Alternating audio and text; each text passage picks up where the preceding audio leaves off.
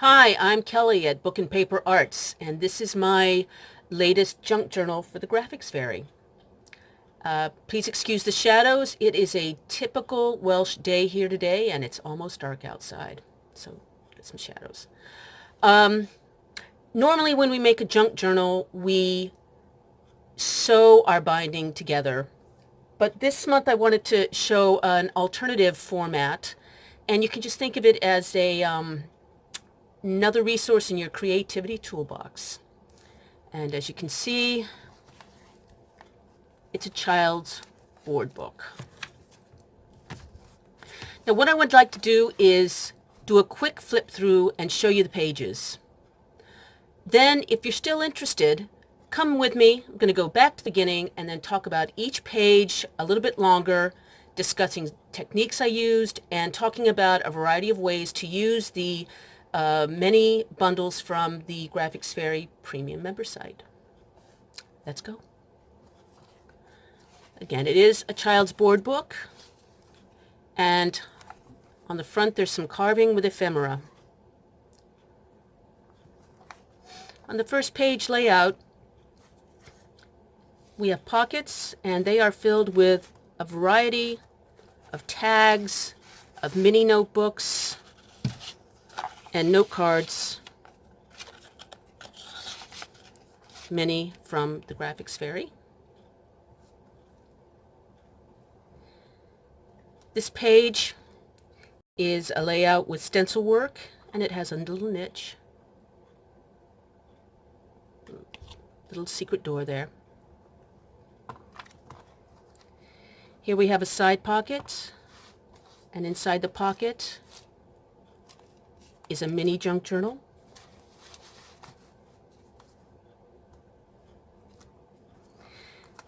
This has a static layout with some bold images.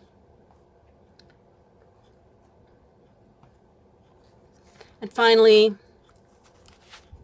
more pockets with more mini junk journals and note cards.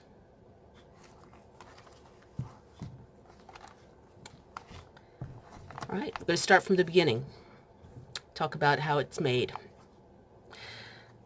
To make a board book, to alter a board book, you actually are going to take a child's board book.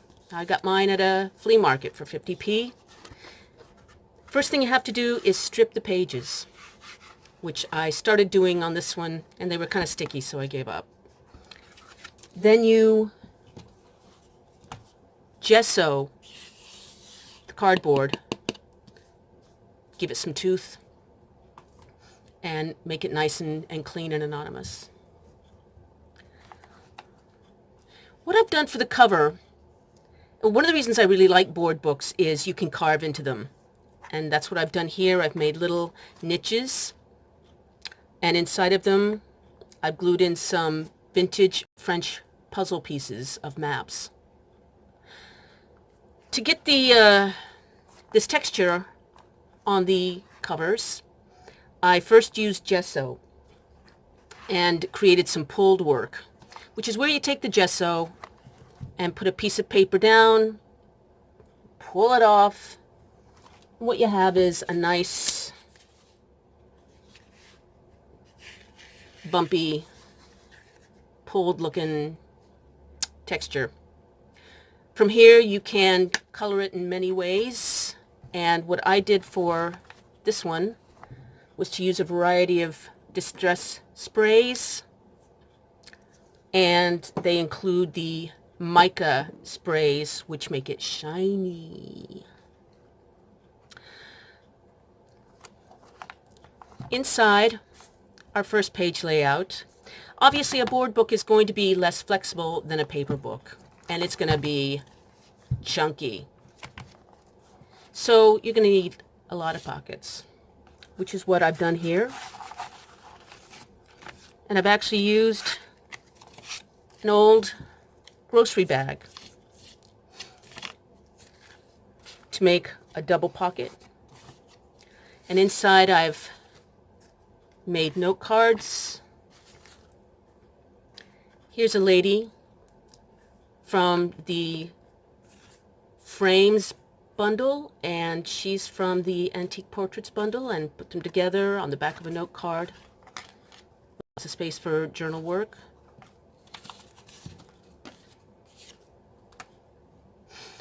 I've also made a mini notebook, a mini accordion book, using some steampunk images from the Graphics Fairy premium member site. And inside I've used embossing powders to make a little mini book of clock faces.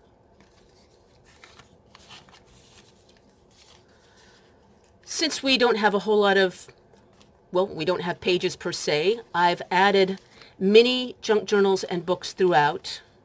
This one is a little junk journal made with tea bags.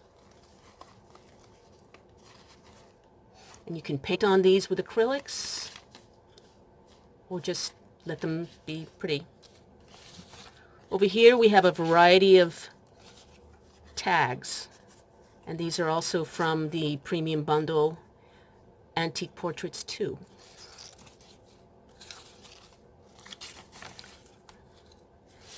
This note card is from the Science and Laboratory bundle. Again, lots of space front and back for journal work.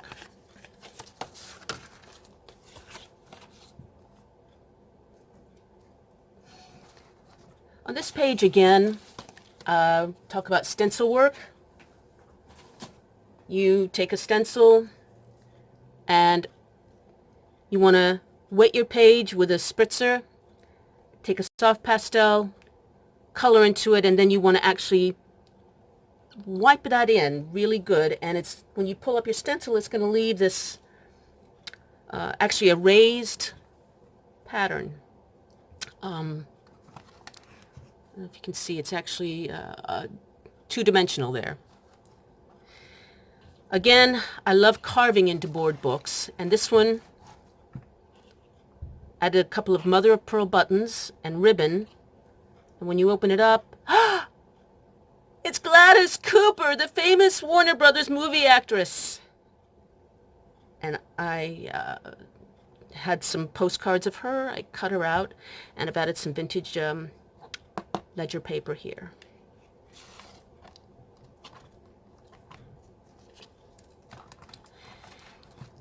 On this page, I actually used a photo mailer because I needed something a little bit substantial to hold this much. So I used a photo mailer that had a hard cardboard back, and I glued it down to this page, which I have embellished with some clear embossing powder.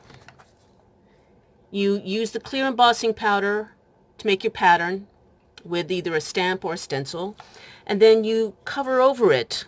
I used a stamp pad to cover everything, and everything that was not the embossing powder gained color, and so you have a kind of a reverse relief pattern there. Inside is a mini junk journal. This one, as you can see, is where I got my tax bill recently, and it has this envelope in the little window in the front so that you can see inside. I've used more of the steampunk tags from the Graphics Fairy. Some more paper, note card for journal work. And then just old school junk journal. This is part of a shopping bag from an art supply store in France. And then there was a little envelope I picked up in a church there as well. I just threw those together to give you a little space for tucking.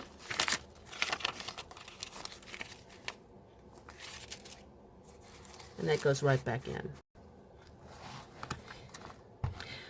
If you've seen a couple of my videos, you know that one of my favorite resources on the Graphics Fairy premium member site is the Wallpaper, or it's what I call Wallpaper. And that is A4 or 8x10 sheets that are printed with fascinating coverage. This one is from birds and bird cages, and you can see there's a beautiful array of critters and bird cages here. And on top of that, I added a hummingbird from one of the mini vintage bird bundles. And I just cut it out, put it down.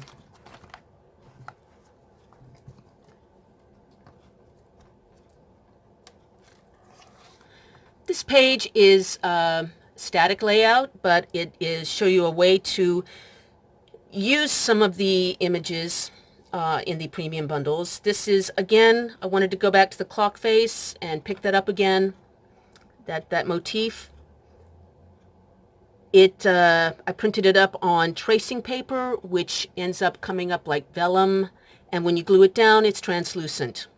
I put it over some vintage paper, and you can see that I brought the paper, it's rough torn, and I brought it from one end to the other so that the viewer's eye holds the page together, and it's less jumpy.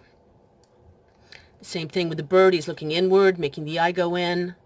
And he's also, I've added a little bit of sheet music there.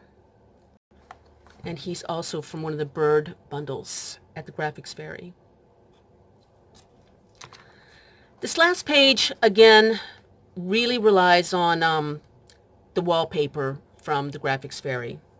I have started out with some Tim Holtz paper. I kind of think they don't make this anymore. I didn't see it last time I was in Michael's when I was in the States. What I've done here is used from a bundle called Keys, the Keys bundle.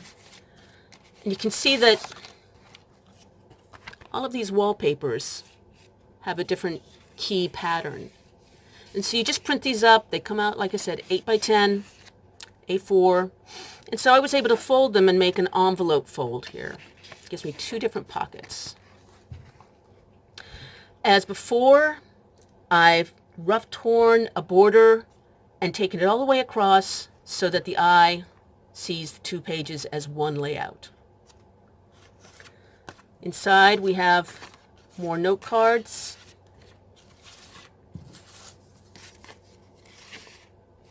For journal work and for sketching. Another mini junk journal fits right in there. Some old fragment of paste paper I made back in the day. Some dictionary pages. On these I've added some of the Graphics Fairy washi tape. This is I bought some postcards in a museum, and the little bag they came in is perfect size for a little space there. And a little bit of tea-dyed graph paper.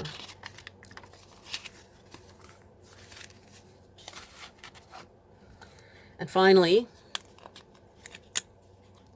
this is another little secret notebook with the graph paper for taking notes or journal work. And I've made a cover out of a note card from the premium member site, Science Laboratory. Or maybe it was Celestial Images. I like both of them a lot, so. There you have it.